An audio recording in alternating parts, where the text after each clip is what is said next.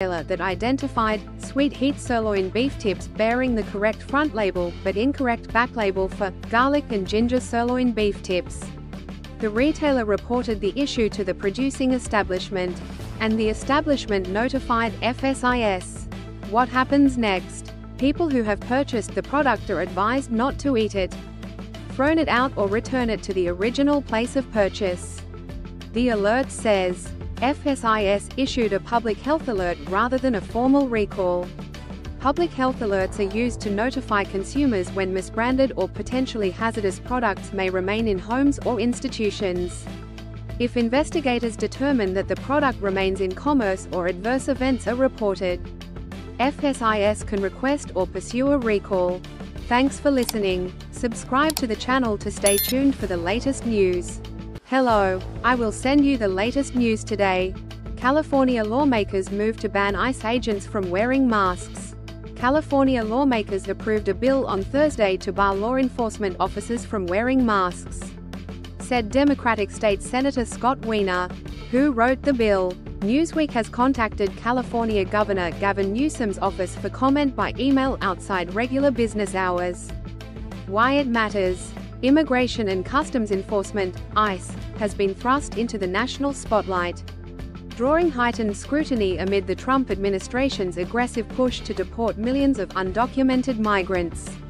The agency has faced increased criticism for deploying agents in plain clothes and face coverings during its operations, a tactic officials say is necessary to protect agents and their families from threats. A growing coalition of Democratic-led states is pushing legislation that would prohibit federal agents from wearing face coverings during immigration enforcement operations. As well as California, New York, Massachusetts and Pennsylvania have introduced bills that would require federal officers to display visible identification, with limited exceptions for safety or undercover purposes, as part of an effort to increase transparency and limit the agency's expanded powers under the Trump administration. What to know? Democratic lawmakers, who control both houses of the California state legislature, passed the legislation on Thursday. It would apply to local and federal agencies, but questions have been raised about whether the state has the legal ability to regulate federal agents. Supporters of the bill said the ban was even more urgent following the Supreme Court's decision on Monday to overturn a judge's restraining order that prevented federal agents from stopping people based solely on their race, language, job or location, clearing the way for sweeping immigration operations. We have to stand up and say no to the secret police raining fear and intimidation on communities across California, Wiener said in a statement on Thursday. Today's passage of SB 627 sends a clear and unequivocal message: California will not tolerate secret police. He added, referring to the legislation now goes to Newsom, whose support is not guaranteed. In an interview in June with the Tennessee Holler, Newsom acknowledged that there were issues related to officers' safety in certain circumstances that might require masks. He added, but now, it's universal masking. We have a bill, we're looking at the constitutionality of it, and it appears that we don't have the legal authority for federal agents, but we do for other law enforcement authorities, he said. Homeland Security Secretary Kristi Noem told a news briefing in Illinois last month that ICE agents were always wearing something that identifies them, who they are and what operation they're out on, and that it was up to the agency leadership to decide on the use of masks, given particular circumstances. She said, what people are saying. State Senator Scott Wiener said in a statement, law enforcement should never be easily confused with the guy in the ski mask robbing a liquor store. Yet that's what's happening with ICE's extreme masking. This bill makes sure that when officers cover their faces, it is only for genuine health, safety, or tactical reasons, not to hide abuse or escape accountability. Homeland Security Secretary Kristi Noem told a news briefing in Illinois on August 8, they wear masks at times to protect their identities from dangerous situations. The leadership teams, we leave that up to them to discern what's necessary in certain situations. It's making sure that they are safe while they do this job, and that they get home to their families at night too is incredibly important. What happens next? It remains to be seen whether Newsom will sign or veto the bill. Thanks for listening. Subscribe to the channel to stay tuned for the latest news. Hello, I will send you the latest news today. California man who landed plane on naval base twice and stole Navy truck pleads guilty. Officials estimate Andrew White's intrusion onto the base cost nearly 500 man-hours and resulted in a $500 loss to the Navy. A California man who illegally landed his small aircraft on a naval base twice and stole a Navy truck has pled guilty to federal charges. Officials said, Andrew Kyle White, 37, pleaded guilty to a felony count of theft of government property and illegal entry into a naval installation. The San Diego man first flew a Glasstar airplane, a home-built kit airplane popular among hobbyists, to San Clemente Island in October 2023 and landed on a U.S. Navy airstrip without permission. The wind-swept island, part of Naval Base Coronado, is off the Pacific coast about 65 miles northwest of San Diego and is the southernmost of California's Channel Islands. At the time, he received and signed a letter that notified him that it was a federal crime to travel to San Clemente Island without the Navy's permission and instructed him not to return. But on April 6 of this year, military authorities say, White flew his plane to San Clemente Island again and landed it without permission. While on the island, he stole a Navy-owned Ford F-150 truck and drove it around the island, crashing it into locked gates that blocked off certain locations. He was not detained until the next morning when he was seen on security footage walking around.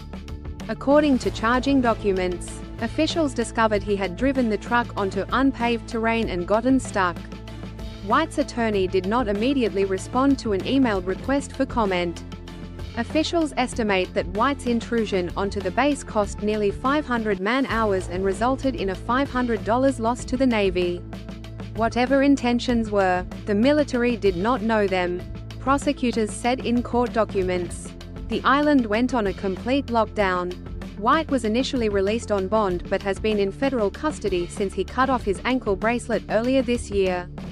He will be sentenced September 29 and faces a maximum penalty of 10 years in federal prison for theft of government property and up to 6 months for illegally entering a naval installation. Thanks for listening. Subscribe to the channel to stay tuned for the latest news. Hello, I will send you the latest news today. Charlie Kirk's widow, Erica, speaks for first time since assassination. Charlie Kirk's widow, Erica Kirk, spoke in a live video stream on Turning Point Ooz's account for the first time since her husband's assassination on Wednesday. Why it matters. The deadly shooting 2 days ago targeted a high-profile conservative organizer speaking at a college campus, raising concerns of university safety protocols, political violence and security at public events. Charlie Kirk, 31, was a staunch ally of President Donald Trump and a notable younger voice and advocate of MAGA. With a large following on social media. What to know? On X Friday night, Erica spoke from Charlie's studio, thanking people who have shown her and her family love in the days after his stunning death.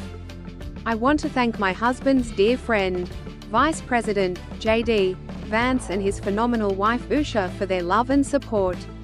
You guys honored my husband so well bringing him home, Erica said. Kirk's widow also touched on Charlie's love for America, Trump and his passion for Turning Point USA. She vowed that his mission will continue and that the campus tour scheduled for the fall will go on. The evildoers responsible for my husband's assassination have no idea what they have done, Erica said. They killed Charlie because he preached a message of patriotism, faith and of God's merciful love. You have no idea what you just have unleashed across this entire country. She later added, you have no idea the fire that you have ignited within this wife. The cries of this widow will echo around the world like a battle cry. Erica said, the movement my husband built will not die.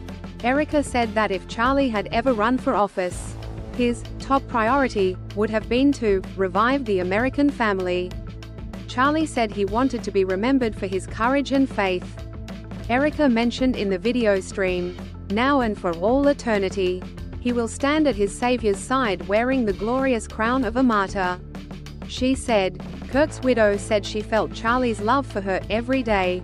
He was the perfect father, he was the perfect husband. What people are saying. Vance. To X on Friday. I am grateful to Governor Spencer Cox, Utah law enforcement, Kash Patel, and the FBI for giving this case the time, resources, and hard work it deserved. This is a big breakthrough. And everyone who helped, from the law enforcement professionals to the people giving tips, deserves our credit and gratitude.